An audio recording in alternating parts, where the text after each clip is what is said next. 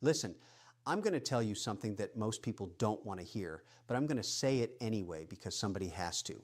You're broke, not because you don't make enough money, not because the economy is rigged against you, not because you didn't get lucky. You're broke because you keep buying stupid things that are keeping you poor. And before you click away because the truth hurts, let me tell you something. I built my fortune by understanding one fundamental principle that separates the wealthy from everyone else. Rich people buy assets. Poor people buy liabilities and think they're assets. It's that simple, and it's that brutal. Now, I know what you're thinking. Here comes another rich guy telling me I can't have a cup of coffee. Wrong. This isn't about coffee. This is about 5 specific categories of purchases that are absolutely destroying your financial future, and I'm going to break them down for you right now. But first, I need you to do something.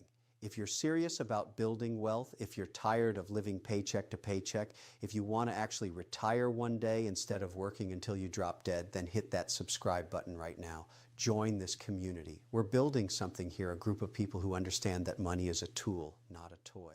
Let me start with the first thing you need to stop buying immediately. Brand new cars. Oh, this one makes people angry, but I don't care. Buying a new car is one of the dumbest financial decisions you can make, and I'm going to prove it to you with simple math. The second you drive that car off the lot, it loses 20 to 30% of its value. Gone. Evaporated. You just lit thousands of dollars on fire for the privilege of having that new car smell. Within the first year, you're down 30%. By year 3, you've lost 50% of what you paid. You're not buying transportation, you're buying depreciation wrapped in sheet metal. But here's what really kills me. People finance these cars. They take out loans at 5, 6, 7% interest to buy something that's losing value faster than ice cream melts in July. You're paying interest on an asset that's depreciating. That's financial suicide. And don't even get me started on the people who lease. Leasing is the absolute worst. You're renting a depreciating asset, which means at the end of the lease, you have nothing. Zero equity. You gave the dealership thousands of dollars for the privilege of borrowing their car. Congratulations, you just made the dealership owner rich while you stayed broke. Now, I can already hear the excuses. But Kevin, I need a reliable car. I have kids. I need to get to work. Of course you do. Buy a 3-year-old certified pre-owned car. Let somebody else take the depreciation hit. You get a reliable vehicle, often still under warranty for half the price. That's called being smart with your money. That's what rich people do. We don't care about impressing the neighbors. We care about building wealth. You know what I did when I was building my first company? I drove a beat-up old car that barely ran. Did it hurt my ego? Maybe a little. Did it hurt my bank account? Not at all. And that's the difference. Poor people spend money to look rich. Rich people spend money to get richer. Which one do you want to be? Because you can't be both. The car you drive says nothing about your wealth. The balance in your investment account, that tells the real story. And every dollar you waste on a new car is a dollar that's not growing in the stock market, not earning dividends, not compounding into your future. This is where people make their first critical mistake, and it sets the tone for every other bad financial decision they make. They prioritize looking successful over being successful. And that brings me to the second thing that's keeping you poor, something that's even more insidious because society tells you it's a smart investment. The second thing you need to stop buying is too much house. Now, this is going to upset a lot of people because we've been fed this lie for generations that your home is your biggest asset. Wrong. Your home is your biggest liability. Let me explain something to you.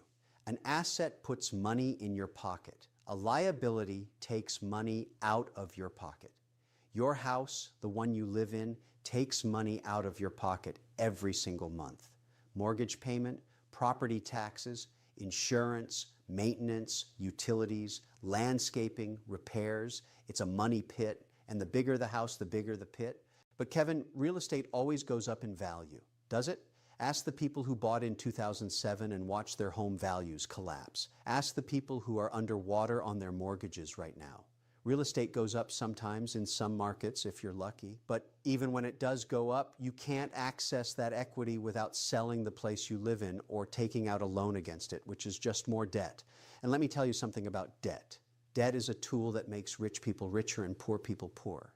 When you borrow money to buy stocks or build a business, that's good debt because you're leveraging to acquire assets. When you borrow money to buy a bigger house than you need, that's bad debt because you're leveraging to acquire a liability. Here's what kills me. People stretch themselves to buy the biggest house they can possibly afford. The bank approves them for $500,000, so they buy a $500,000 house. That's insane. The bank doesn't care about your financial future. The bank wants you in as much debt as possible because that's how they make money. They're not your financial advisor. They're your creditor. And creditors want you owing them for the next 30 years. That's 30 years of interest payments flowing into their pockets. Do you know how much you actually pay for a $500,000 house with a 30-year mortgage? Try over $800,000 when you factor in the interest. You're paying $300,000 extra just for the privilege of borrowing money.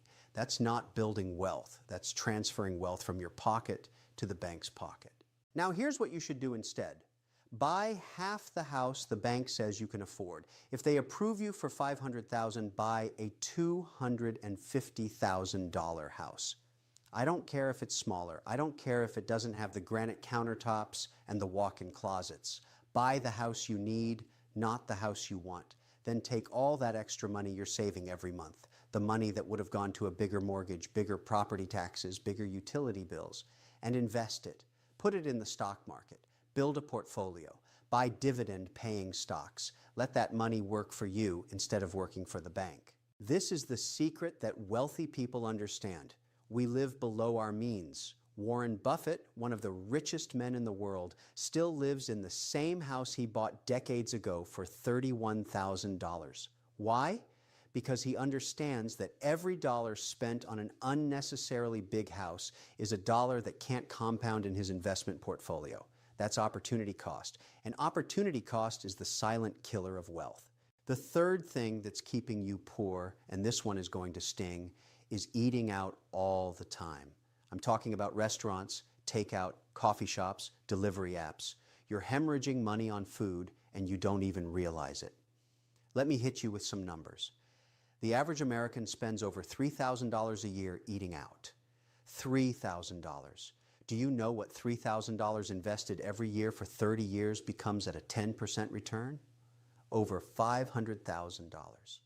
You're trading $500,000 in retirement wealth for convenience and fancy meals you'll forget about in 24 hours. But it's worse than that because most people aren't just spending $3,000, they're spending $5,000, $6,000, $7,000 a year. Morning coffee, lunch at work, dinner because you're too tired to cook, weekend brunches, date nights. It adds up faster than you think. And here's the part that really bothers me. People tell me they don't have money to invest, and then I watch them spend $15 on a salad for lunch. You have the money. You're just spending it on things that disappear instead of things that grow. Now, I'm not saying never eat out. I'm saying be strategic about it. Cook at home most of the time.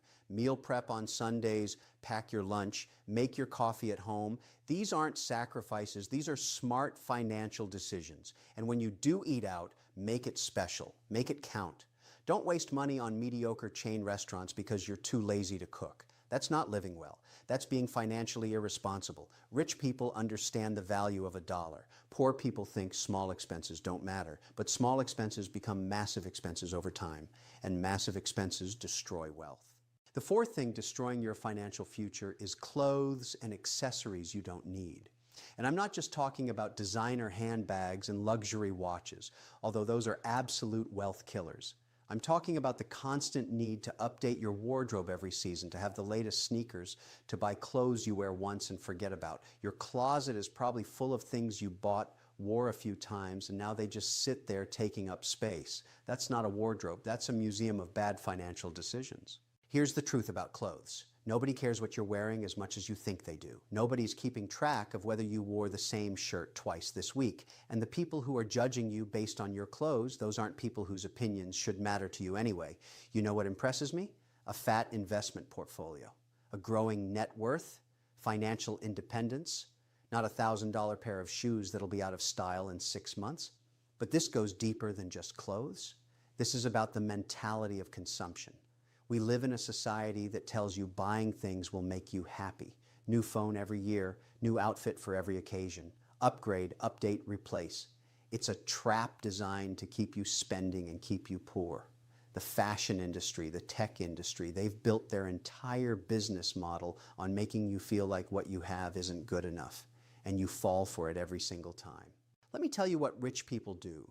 We buy quality items that last. We wear them until they actually wear out. We don't care about trends. We don't care about impressing strangers. A good suit, a good pair of shoes, a reliable watch. Buy once, buy quality, and move on with your life. Your money has better places to be than in some corporation's pocket because they convinced you that you need their product to feel valuable. You don't. Your value has nothing to do with what you wear and everything to do with what you build.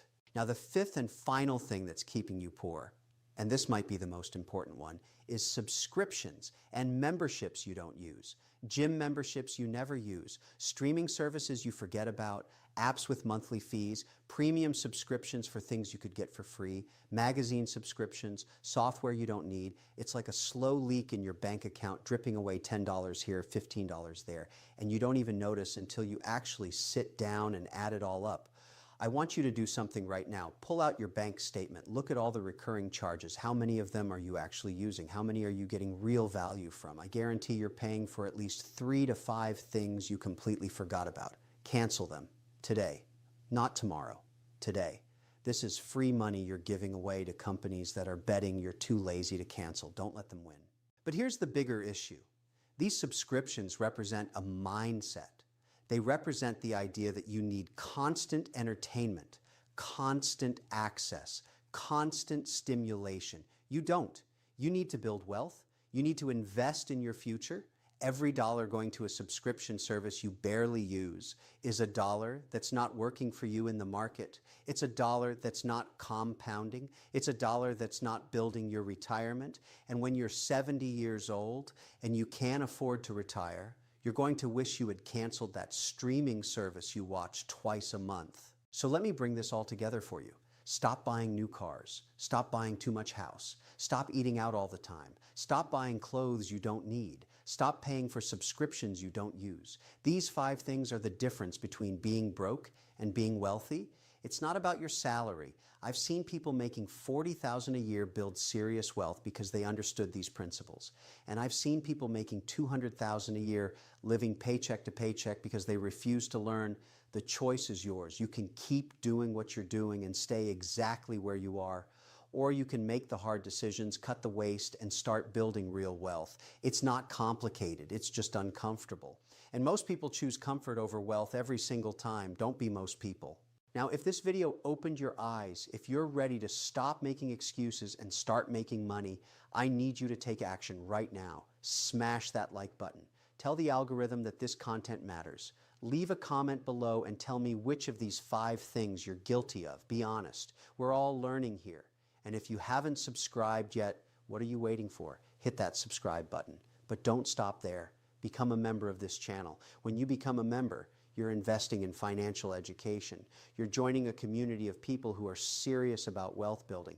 We're going to keep bringing you the truth, the strategies, the no-nonsense advice that actually works. Money doesn't care about your feelings. It doesn't care about your excuses. It only cares about the decisions you make. So make better decisions. Stop buying stupid things. Start building wealth. That's how you win. That's how you get rich. Now get out there and make it happen.